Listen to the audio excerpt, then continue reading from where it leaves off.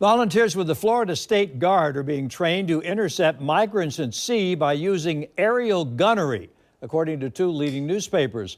This comes as Governor DeSantis is making the federal government's immigration policy an issue in his presidential campaign.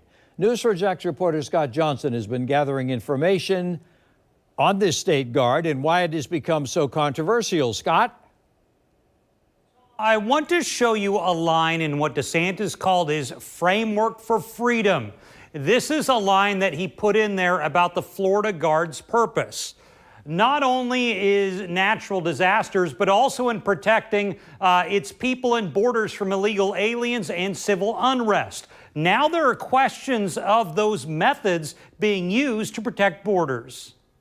Both the Miami Herald and Tampa Bay Times released the same story, that members of the new Florida State Guard are receiving training in aerial gunnery and treating massive hemorrhages. In Florida, issues with migrants entering the state illegally usually comes by water from countries like Haiti or Cuba.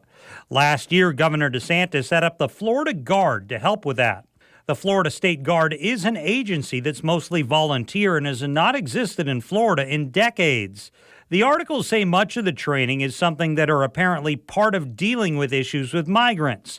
In Florida, those concerns come from a contractor called Stronghold SOF Solutions based in Defuniak Springs, specifically on a road called Warfighter Way. I contacted SOF Solutions about these reports and was told by the person who picked up, we're not going to be making any comments on it at this time. The issue of immigration is quickly shaping up to become the center of the 2024 campaign for president. News4Jax political analyst Rick Mullaney says numbers show 10 to 12,000 people are entering the U.S. illegally daily, considerably higher than in years past.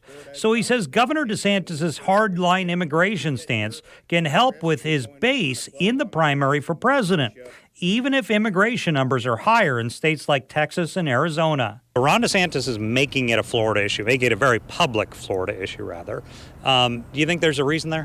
For Governor DeSantis, who's running for president and wants the nomination on the Republican side, it's a really big issue. And he's been very aggressive and hardline on this issue. In the debates, he's talked about sending the military into Mexico to fight the cartels on the fentanyl issue. Symbolically, he sent illegal immigrants to Martha's Vineyards about sanctuary cities, and there are no sanctuary cities in Florida. So for him, with his hardline approach, it appeals to the base, but it appeals to the Republican Party overall. And the Florida State Guard has made headlines in recent months locally.